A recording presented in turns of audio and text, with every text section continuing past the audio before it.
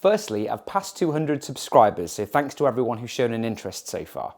What you might know about me by now is that I'm a full-time self-employed photographer, rather than a hobbyist or an influencer. So what might be useful about these reviews is that they're based on dozens of hours of taking the gear out and using it on real jobs.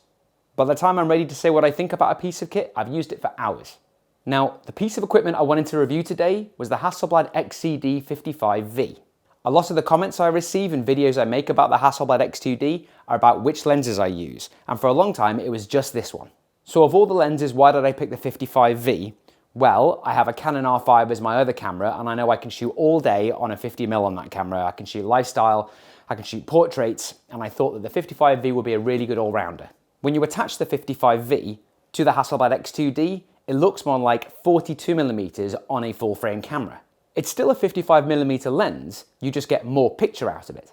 It's like the effect of putting a full-frame lens on a cropped sensor camera, but in reverse. For example, this is 55mm on the R5, and this is 55mm on the X2D. There's more at the edges on the X2D, and of course the aspect ratio is different. The extra image you get when you put on a familiar feeling lens is a little disorienting at first, but you soon get used to it. For example, if I'm shooting headshots on this lens, I shoot them wide and I crop into a nice headshot afterwards. So now let's have a proper look at this lens. The lens itself is amazingly small and lightweight, it's about 370 grams. It's got a customizable control ring here with an action that feels really nice, and a focus ring here that you can push and pull to switch from auto to manual focus. The auto to manual shift on the lens is also really slick. The graphic on the back of the camera changes and lets you know when you're manually focused correctly. Of course, the 55 is also a leaf shutter lens, which means that flash sync isn't a problem anymore. The maximum sync speed is a 0.002 of a second, and that's with full power flashes. With high speed sync on the Canon, you get this strange workaround where it sort of halves the power. So that's the information you can get from just about any review.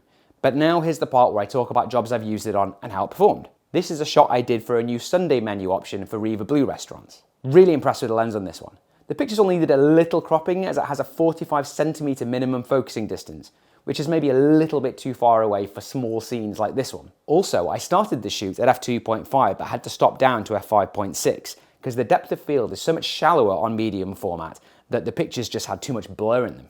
This one is one of the first corporate headshots I did on it.